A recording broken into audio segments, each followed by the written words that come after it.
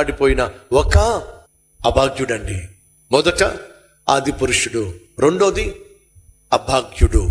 ఈరోజు మీ జీవితంలో కూడా ఇలాగే జరుగుతుంది. నీ తోబుట్టువులు బాగున్నారు, మంచి ఉద్యోగం చేసుకుంటున్నారు, మంచి గృహాన్ని కొనుక్కున్నారు, మంచి కారు కొనుక్కున్నారు.